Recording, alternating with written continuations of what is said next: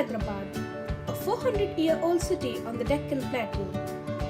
This city has changed a lot over its 400 years of history, especially in the economical or financial sector.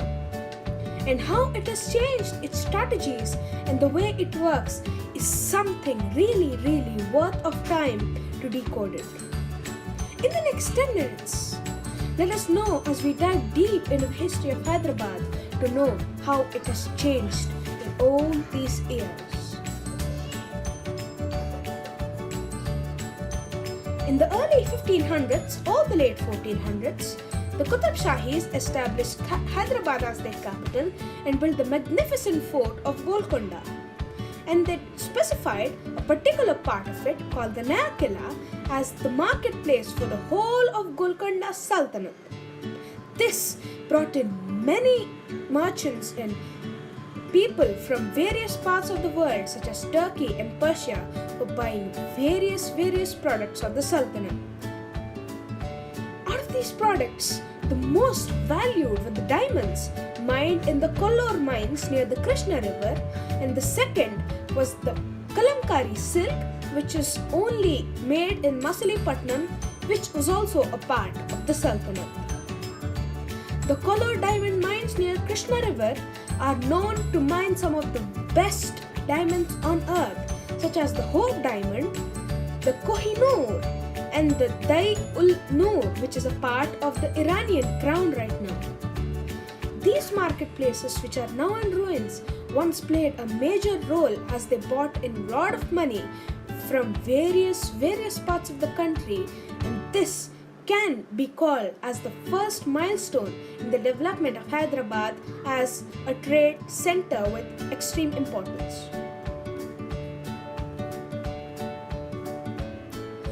Pearls have to be said as a really major milestone in the history of Hyderabad and its economy. They were mined in a place about 20 miles north to the city of Hyderabad known as Chandampet. There, the artisans developed a beautiful art of making them into pearl jewelry with a sophisticated procedure. These pearls, with their luster and rarity, brought in many people from the areas we have discussed before, such as Persia, the Middle East, and Turkey. This brought in a lot of money not only for the Qutub Shahis but also for the Nizams. The Nizam also constructed many bazaars in Hyderabad, such as the Muzanjahi market in Abits, known for its fruits and vegetables. Then we have the Sultan Bazaar in Koti, which is famous as the biggest wholesale market in all of the city of Hyderabad even now. And then we have the infamous Lal Bazaar near Charminar, famous for its bangles, ittar and pearls. And it's a century-old procedure. And then we have the Begum Bazaar near Afzalganj in Gosha Mahal, famous for its providing of all kinds of things. This not only brought in locals but also, as we discussed before, peasants and merchants from far away lands. And it seemed like Hyderabad was in its golden age. For many people, even entrepreneurs and economists, it seemed like Hyderabad's financial status couldn't get any more better. It was like the elite city of India, the richest sultanate in the whole of the country. But they were wrong. Some people would soon come to India, the British, and it would change the face of Hyderabad. As the British entered India and started conquering all the princely states, the Nizam abstained from joining them, but gave them the rights to demand them whatever they want, and gave them the rights of taking their land for their purposes. And this brought in a lot of British influence on the state, which the Nizam had to execute. We got railways, which improved connectivity with various other cities, improving trades, such as the Secunderabad railway station and the Hyderabad or the Nampally station, which are still the busiest, and this improved the transport of Hyderabadi goods to other parts of the country. Then we had a modern touch in the city we have His Exalted Highness Nizam's Government Hyderabad Airport or the now abandoned Begumpet Airport. And soon, the coins which were replaced by the paper currency introduced by the British. And now, there were increasing amounts of British influence on the state of Hyderabad. And this brought in more heavy changes like special British residential areas such as James Street near Secunderabad, which is even present till this date. And there were new industries produced such as the Zinda Talismat Industries, which is a stronghold in pharmaceutical sector. And then we had the Orwin Industries, which is a stronghold in the manufacturing sectors but now abandoned due to various reasons. And then we have the aviation sector company of the Deccan Airways Limited based in Hyderabad and was the biggest in whole of India. And then finally we have the Wazir Sultan Tobacco Industries, among many things, which as the name suggests produced tobacco. This influence of the British changed the way Hyderabad works from a traditional way of economy to a modern and industrialized way of economy.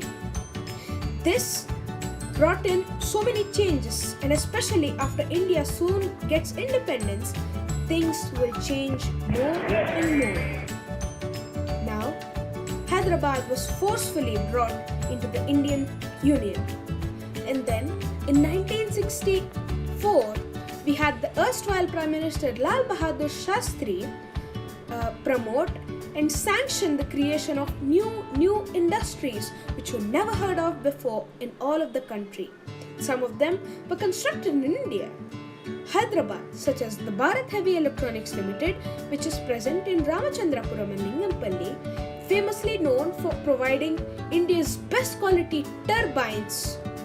And then we had ECIL, or the Electronic Corporation of India Limited, located in Secunderabad and Sanikpuri region, which is famous for creating India's first satellite Aryabhatta, among many other electronic products such as tablets.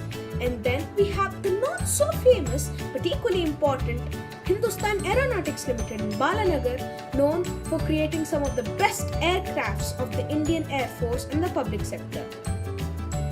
Hyderabad was changing, and after Lal Bahadur Shastri, it changed a lot, and soon it's going to be nothing that we ever thought of. In 1991, the erstwhile Prime Minister P.V. Narasimha Rao introduced FDI, a foreign direct investment.